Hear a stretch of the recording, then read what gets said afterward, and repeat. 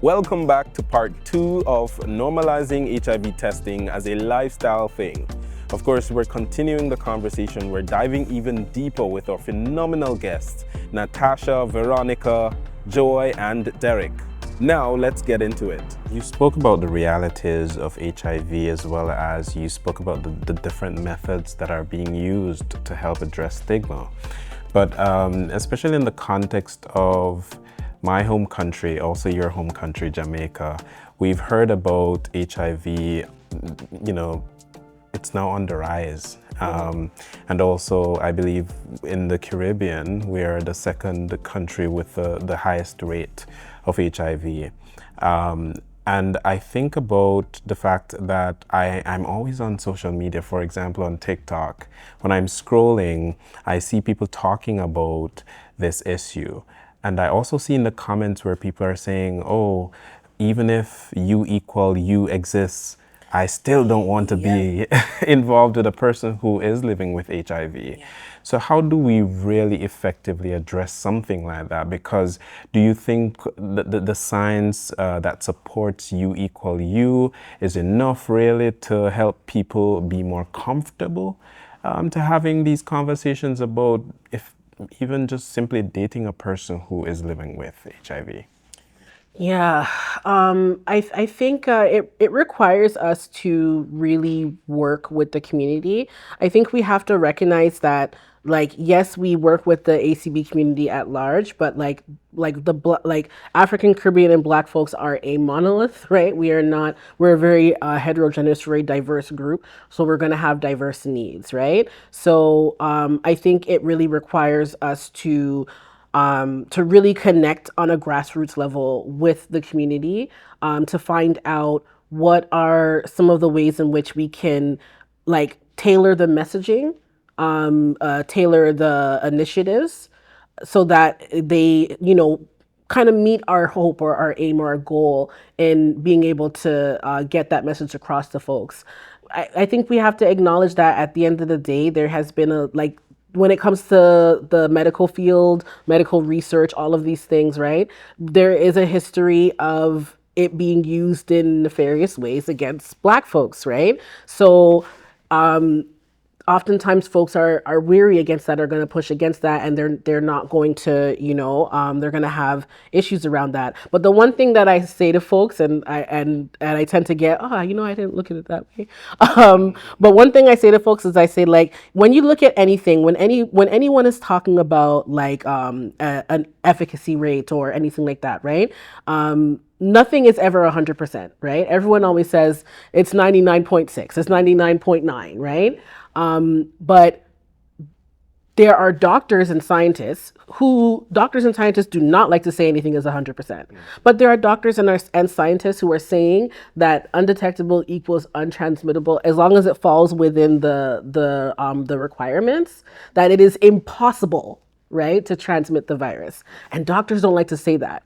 So when I say that to folks, are like, that's kind of true. Doctors don't like to tell you that anything is impossible. To say there's a possibility, but to say no, if it falls within these parameters, it is impossible for this to happen, right? So, I try to do it from that perspective. I think also we need to also recognize that oftentimes there's not enough time in an appointment for folks to get all of the questions or things that they have. Questions that they have answered, right? So if we can create space for that deeper education to happen, to even talk to people about how is HIV even transmitted, right? How does it impact the body? How does the medication work to get someone down to be virologically suppressed, right? For U equals U to be a thing. How does PrEP work to do that, right? If we can have those conversations that are just informal in layman's terms, that are understandable in plain language, then I think also that would help as well too. It will help to dispel some of the that area of I don't care about no U equals U. I'm still not, right? Maybe there's just questions that they have that they never gotten answered in a particular way. Yeah, I love that. That was very comprehensive, by the way. Thanks. You know, Long, but it's all no, good. no, and that's the reason we're having this conversation, right? It's very heavy. It's very loaded. Veronica, I heard Natasha talk about PrEP just now, and it came to my mind as well. There has been this recent discussion in multiple spaces, particularly celebrities who are now also encouraging women to take PrEP. Um, because when PrEP came out, I think initially it was being marketed for men who were having sex with men. But what does it look like? Is it also as safe as it is for men who are having sex with men to take PrEP? It's safe for everyone, so anyone can go on PrEP. Again, it's an issue of making sure that you've got the right consultation, you're doing whatever you're supposed to do. So for example, the leading time might be different for women. We might do different monitoring if they're pregnant and that sort of a thing, but anyone can go on PrEP. So definitely gender is not an issue at all. Okay, awesome. Thank you so very much for that. Derrick, I want to go into cultural competence. What does culturally competent care look like in the ACB communities? Yeah, it goes as far as getting a service provider who identifies as the same as a client. If I don't see myself in a care provider, I may not openly or trust them, basing on the historic and systematic barriers in place against ACB community. And even like having care providers that speak the same language. For example, you're from Jamaica, it's more easy to find a Jamaican doctor, a Jamaican, counselor. It's also builds trust into the people we serve. So I'd encourage that to happen. Like I've talked to a client who asked me if I can specifically find a ACB community counselor for them. Yeah, that was, I didn't want to know the reason, but I know back of my head I knew they probably feel like they're gonna be comfortable talking to ACB, counselor, unlike any other, community member. So it's important when it comes to us, would like to, be part of even the planning as these programs are planned, these decisions are made. It's important for ACB community to play part in them. I mean, like you can't decide about me without me. Yeah. You technically cannot. Yeah. So it's culturally competent to have ACB community being part of them. These voices will be aired, will be heard. It's really, really important if you're going to deal with these barriers around HIV. I love that. You spoke about trust. You can go ahead, Natasha. Go ahead. I love that. You can't decide without me. I love that. I love that. I wanted to add too that I think in terms of like the representation piece, that for folks who do identify as ACB and are providers, we also have to approach the work with a certain level of cultural humility because there is so many diverse cultures within the ACB community, right? And there's no way that me as one service provider is going to understand that. Even as someone who, is of a Jamaican background, right? There are different parishes in Jamaica where if you come from a different parish in Jamaica, they may have certain sayings or things that they do that may not reflect the parish that you come from, right? So just within that one island, that one country, there's difference, right? So I think it's also important for the come with that level of cultural humility because that lets you know that like you're coming to the place of there may not be some things that I know or some things that I don't understand, but I'm open and willing and able to learn those things along with you. One of the things that we've worked really hard at is having representation, right? So when you walk into that space, you feel comfortable because you could see people who look and sound like you, right? And so, because most spaces when you go, you feel right, exactly, othered. And so it's really nice to have work in a space where, clients can access us in over 100 languages. So I've had calls where I go in the call and the person doesn't understand me and I don't understand, but we have a program where I'm able to get an interpreter on the line like instantly. Yeah. And so they're able to get the information in a language that works for them, right? The same way our different teams, so we have pharmacists who speak different languages and come in different, packages. And I find that clients really love that. I have, clients who come to see just me because of various reasons, right? Because of who I am culturally, and the fact that I'm able to communicate with them in a certain way. So I think representation, especially if you're a provider who's providing to a diverse background, to make sure that the people that are available to them can see themselves within that program itself. Yeah, I love that. Given the medical mistrust in predominantly Black communities, Joy, how do you think we can help to rebuild trust around HIV care? I think when we think about like the medical mistrust, we put the burden on like the African, Caribbean, and Black community, like, oh, they need to come to us. But it's really about us going to them. How do we reach them? Like going down to like grassroots, so asking the community, like this is what is going on, like breaking it down to them and not just assuming on their behalf. For example, when it comes to things like data management, for example, when it comes to community-based research, like you're using like, okay, for example, if you take my information, what are you using it for? Like being able to tell them that like, oh, this is what we use it for. Oh, we don't like report to the ministry, for example, the way you said Women's Health and Women's Health does anonymous testing, the way the PrEP clinic does the same as well. Just making sure that like even like when you get that info, telling them that, oh, we just use it to report to our funders to know the number of people, like we don't actually need like a lot of information from you, like doing outreaches such as like reaching people, meeting people where they are, like barber shops, salons, for example, putting out self-test kits, like making it normalized, really. Like I think that little by little, it's not there's this quote that like I like to I think it was from what's the name of this man, I can't remember his name.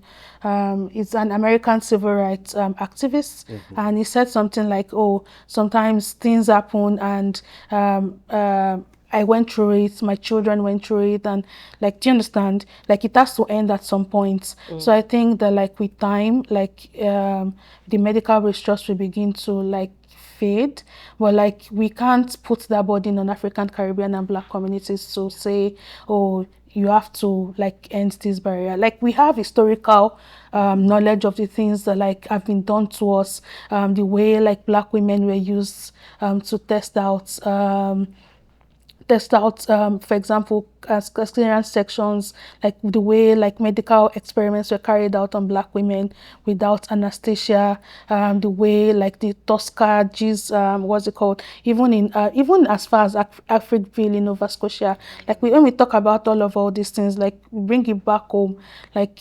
they are not so far away. People like to say, oh, we need to like do this kumbaya where we all come together as one, without acknowledging the harm that has been done. So we need to acknowledge that the government needs to do that, like acknowledge the fact that like harm has been done, and make reparations towards it, not just like say, oh, get over it and like let's come together as one, and like we like to be friendly and say, oh, Canadians are like very friendly people. But really, when we talk about it, like we need to acknowledge all those parts. Yeah. And I think recognizing that the medical mistrust and the institutionalized racism and those pieces are still ongoing, Yes. right? Like they haven't ended, right? They're still happening. So if that piece is still happening, then it takes that like a conversation happening on all levels, right? Like macro, meso, micro, like all levels. Not just a conversation, but how are we going to end this? How are we going to fix this, right? Because yeah. Yeah. Still on the matter of HIV care, how do we make it a little bit more inclusive, especially when it comes to like, sex workers or maybe a newcomer? How do we really make it more inclusive? And this question is for anyone, really. I think I can go. Is that fine? Go ahead. I think when we talk about like inclusivity, We also have to talk about like the criminalization of like HIV.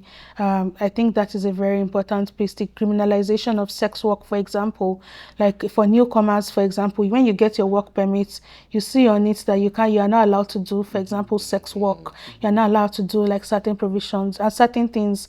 There's like that. They call it an open work permit, but is it really open when it comes to it? Like we don't talk about like people who have to do survival sex work, for example, and we don't even talk about the people who actually want to do sex work, like not just survival sex work. This is a business. Like they should be entitled to like if there's no demand, there will not be supply. I would like to believe that. And like when it comes to, for example, they should also have like when it comes to access to insurance, when it comes to access to like unionization and things like that. We have to consider like when it comes to all these things, like a lot of people, because of like the criminalization and all these factors, they get scared and like it's like, oh, these places are not really for me. Because when I go in there and I tell them this is what I do and like this is, am I sure that like they're not going to report me back to the government? Am I sure that like I'm not going to be made or I'm going to be punished for it? So there has to be it has to be a safe space. Like it has to be a safe space when we talk about this. I was going to also add, I know one of the things that we do at the PrEP clinic, our services is for everyone. So I know you might see images of certain types of people, but really and truly when I look at my roster, I have all ages, so under 18, I have people in their 70s, I have all kinds of people, whether they have immigration status, whether they're newcomers, whether they have insurance. We have all kinds of individuals. So there's really like, we will never turn anyone away. If anything, we work with individuals based on their need. And so when we talk about risk, so what is your situation? Is it sex work that you do? How can we make sure that your care is tailored to your needs? So you might get more frequent testing from us without even having to ask, because we've already included that in your plan, right? So then there's that, again, taking away the stigma, again, taking away the shaming, and then just being intentional about how we provide the care that we do, right? And so offering people Doxy PEP, for example, without them even having to ask, making sure it's readily available to them. So actually all of our clients who get Doxy PEP through us get it for free. So again, you don't need insurance. If you don't have insurance, we will work with you to get you the supports that you need to make sure. I always say to people, you staying on PrEP is very, very important. So whatever it is that you need for us to keep you on it, you let us know, because there's a lot of options for different people. It doesn't matter what your health history is. Anyone and everyone can go on PrEP. Right. And I communicate that. And then the other piece that I also emphasize is the fact that everything that we do is confidential. So even if you ask me to update your family doctor, I won't be able to do that. You literally have to walk it to your family doctor yourself, because everything that we do is separate. So that piece too. Yeah, I wanted to just add a point on that. For example, when you want to make decisions, for example, about the changes that came in HIV self-testing kit, so I don't see inclusivity in that, because before those changes were put in place, there would have been like, communication with ACCHOs or frontline workers, to talk about, how is this change going to affect the community? For the folks you talked about who do not have access to internet, or, they're not friendly with technologies and all that stuff. So including ACB communities in decision makings, the changes that, that are put in place, more so regarding HIV, self-testing kits, HIV treatment. And also I like saying it's not only ACB community that is suffering from HIV. Because I mean, like the agency that I work for, I see different people. But when it comes to decision making, since you consider ACB community to be, the private population, so the decisions that are going to, make a change to this should come from ACB community, frontline workers, the community itself. Like we often hold focus groups at our agency, to hear out the changes, the barriers, the things that, so when that data that is collected go out, who does it go to? Does that include SAB community, service care providers or anything? Are they included in, making decisions? So that, I think if that is not done, then there is no inclusivity in this conversation. I love that you said that, but it's also important to note that even though everyone is being affected by HIV, ACB folks overall, when we look at the stats, we have to be real, right? We have to be real, right? Did you know Black people represent 28% of all first-time HIV diagnoses in Ontario, despite being only 5.5% of the population? Our health is our power. When we take care of each other, we care for our future. We can do it. Get tested. We can do it. Know your You status. believe you can do it. Take care of your health. You can do it. Get You tested. can do it. We gotta take care of it. But Veronica, you spoke about PrEP just now, and a question came to mind, and even though I didn't have it planned, when we talk about PrEP, many people believe that PrEP is for persons or folks who are promiscuous. What can we say about that, to be honest? I mean, HIV is everywhere, right? And so you don't necessarily have to actively look for HIV to find HIV. You could be minding your own business and find HIV to say. And so I think I always tell folks, if you are concerned at all that there's any remote possibility that you could potentially be at risk, then PrEP is for you, right? So it's not, you don't necessarily, and a lot of people don't even go on PrEP because they're doing anything, they just want that added layer of protection just in case something happens. And that's okay. And we actually use PrEP even in occupational medicine, right? So like if you're working in an environment where there's concerns that you could be exposed, you have PrEP in your pocket just in case, right? So it just happens that, the exposure is in a different way. But again, I think that anyone could be at risk, especially when people aren't testing. So you really have no idea who you're engaging and how those engagements could result in you becoming exposed, right? And so, again, I encourage folks, if there's any remote consideration that you could be at risk, you're better safe to be on PrEP than not be on PrEP. Awesome. I love that response. And so I would like to demystify the myth. PrEP is not just for folks who are promiscuous, right? PrEP is for just about anyone, as Veronica said, who may feel, like they may be at risk. And promiscuity is not a bad thing. And it's not a bad, Yeah, if you want to have as many casual partners as you want, live your life, boo. Right. Straight up. Yeah, yeah. Do you, eh? I think, when we hear that word promiscuity, there's often a lot of negative connotation that's connected to it. I think sex positivity is about a number of things. It's about recognizing that, folks should be able to engage in whatever kind of sex with whoever they want to engage with, as long as it's consensual, right?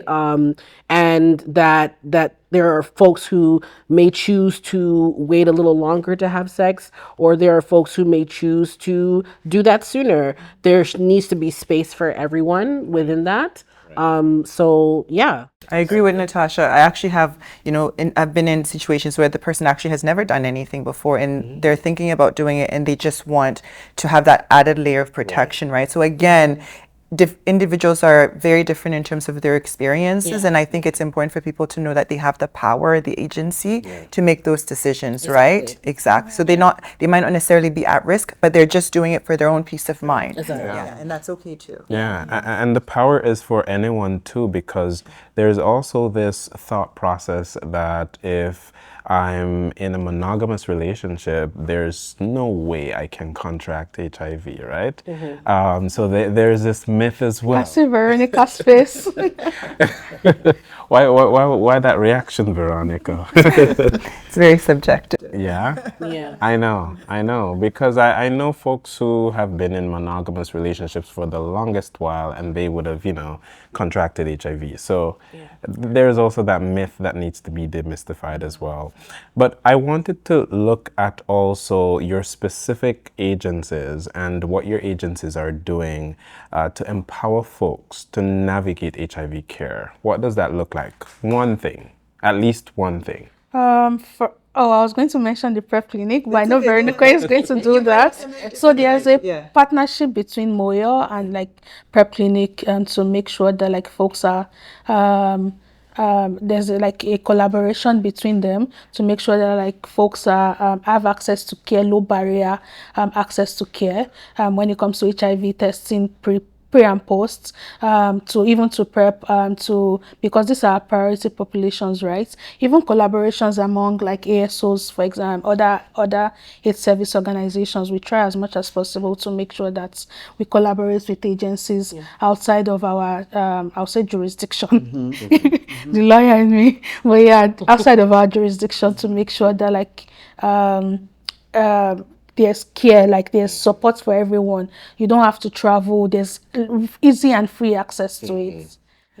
I was going to add visibility. I think that's one of the things that we've done a phenomenal job with doing is getting ourselves out there and letting people know we exist and this is what we do. And so I said earlier, we have clients from all over the province, like as far as like, I'm trying to think like north of Thunder Bay, right? Who access care through us. I have clients who are always on the move, so they're working in different positions where they're traveling lots, and we're able to support them, right? And so we really make a point to ensure that we tailor the care that we provide to individuals based on their unique needs. I have one client who has a language barrier. I speak their language, so I've told everyone on the team when this person shows up and they're looking for information, send them to me, my phone, they can text me, call me, right? And so this client will come to me and we'll talk about all kinds of things, not just HIV care, but other things, because they know that they can get that support from us. So we really do our best to make sure that individuals have access and are aware of the services that we provide so they can use them appropriately. I think that it's very important that like we put people who have lived and living experiences of like what our community is going through, like people who look like us. Nothing for us without us, really. That is so true. Yeah. For our organization, I would say that we have done really great work around our peer work, around establishing peer networks. So that because we know that with our peer-led projects, we've had a lot of great success in terms of being able to expand our reach, especially our location where we're like in downtown Toronto, but like we know the ACB community is very like spread out and amongst the GTA. So having folks who are able to utilize their own social networks and building up their capacity in being able to do so has been a really has shown like really great promise in terms of really getting the messaging out there and getting more knowledge and awareness out there about women's health and the services that we provide when it comes to folks living with HIV and also the HIV prevention services. Also, I have to mention real quick that we are also working on a PrEP project where we're integrating PrEP care into our clinic for our priority population. So, yeah. Nice. I love that. Yeah, at CAYR, we really try to answer different needs for our community. Most of folks who are living at risk of having HIV, for example, folks might be having difficulties with, finding food. So we have a pantry running Monday to Tuesday to Friday, and then we support folks, with resources. We're trying to be as visible as possible in our community, and as part of ACB community, we try to show the community that hey, you can trust us, because more often folks travel all the way from wherever to Toronto thinking they can only access services in Toronto. So we're trying to avail ourselves out there, to hold different conversations, be it harm reduction, be it, we support folks, finding housing, and even interpretation, because we find folks don't speak, whose language is not English, is not their first language. I mean, so like we try as much as we can to have healthcare providers who can, you know, speak different languages like myself. And also, you know, supporting folks with, you know, transportation to their medical appointments or scheduling their medical appointments, you know, with taxis and all that stuff. Every resource. So like even the things that we don't think about, we are open to, you know, having, you know, clients call us or email us or text us or reach our office. Nice. I think a thematic highlight is that HIV care involves, or includes rather, everything else, right? So when we talk about housing, job security, stuff like that, as well as mental health. And so how do we really support a person's mental health as well as safety when it comes to disclosure, as well as access to care? And anyone can really answer this question. For us at CAYR, we have a partnership with CAMH, that's Canadian Association of Mental Health, and we try as much as possible to, like we actually have programs that like are catered to, like for example, we have like the Young Black Women's Project, we have like Queer Minds, but I think that partnership and that referral, that pathway to actual mental health services. So we have a partnership with CAMH as well, where we refer folks for like, because we are not therapists, we're just social workers. And I think sometimes like we do the best that we can and like try to support people, but at the same time, there are things that are beyond us. And then we are able to refer them to that, to CAMH, for example. We also have like an harm reduction sector as well. And then we try as much as possible, because like there are a lot of things that, like if somebody is struggling with their mental health, sometimes it doesn't necessarily have to do with, it may be about like the things they are going through in their environment. So we try as much as possible to also consider those factors. Try to look at, do they have access to housing? Do they have access to food? Do they, like all these issues, we have help folks access stuff like that, so that we make sure that their overall well-being is taken care of. Right. I love that. When we talk about HIV care, as I said earlier, we also talk about priority, and we spoke about how Black folks are a priority, but are we doing enough to really show that? Do you think we're doing enough to show that Black people are a priority? Yeah, because when you look at, you know, the organizations like ACCHO, trying to have ACCHO strategy workers across the, you know, the province, it's one way of, you know, like working so hard to see that our community is being, you know, cared for. As far as, you know, like for example, a newcomer from maybe, you know, Jamaica, Nigeria, or they'll find me, they'll find Joy, they'll find that kind of support. I was going to say that like we need to make sure that like access to testing and also the visibility of like the virus as well as other STIs needs to be done. For example, back home there are billboards, they are like advertising that like it's done. You come to Canada and like it's like nobody talks about it. So you as kind of like it's a newcomer assumption that like there's no HIV in Canada. So I feel like there needs to like be for example, when you go on the TTC and like you see all these posters, like it's something that the government can I mean, the TTC makes money. It's something that they can invest in. I feel like organizations outside of even ASOs need to do more. ASOs are doing their best, yes, but like these people need to join hands with us and like work with us to make sure that it's for all of us. It's for it benefits everybody. It does. Yeah, I think there's definitely more that can be done. I think we need to collaborate a lot better with each other to really, bring forth the wealth of knowledge and information that we're getting from doing the work, from working with the clients and the populations that we're working with. Because again of that diversity piece, right? Of how diverse the community is. I just think that we need to be really creative and innovative about how we go about prioritizing our community in particular ways, right? I also think that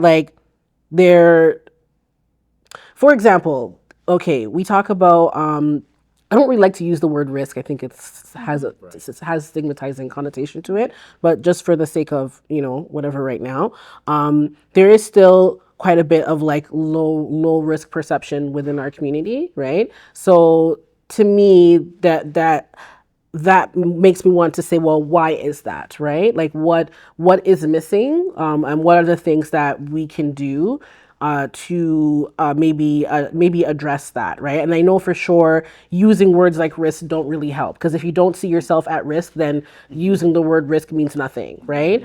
So really rephrasing how we talk about HIV and how we talk about folks seeing themselves as, more so why are some reasons that, why, right? Why are some reasons why, these prevention methods may be a good option for you, right? What are some reasons why maybe testing this frequently would be a good option for you, right? Changing the narrative and the conversation in that way. And I think really, like, again, getting really creative and innovative about how we about how we put the word out there. Because Women's Health did a study on that same thing, because there was a lot of stigma around people saying that it's immigrants who are bringing HIV to Canada, right? So Women's Health and Women's Hands, along with some other partner organizations, did a study to look at HIV acquisition post-migration and what were some of the reasons, right? And that was one of the reasons that came up. They came here and it didn't look like Canada, the HIV in Canada was a thing, right? Among other factors that were reasons, right? So yeah, I think even utilizing the research that we've done, and being able to create interventions and initiatives that match with what we're hearing back, right, from the community itself, and being really creative and innovative about how we do that.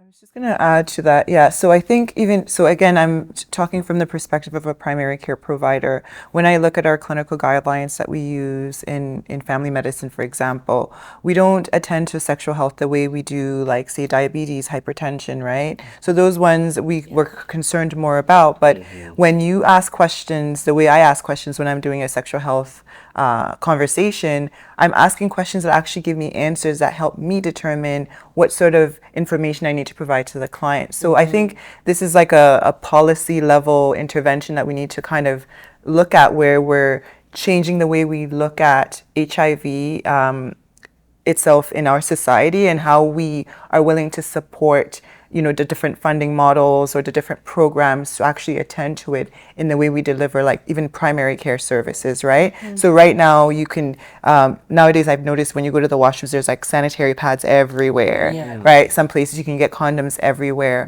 Why can I also get HIV testing, right?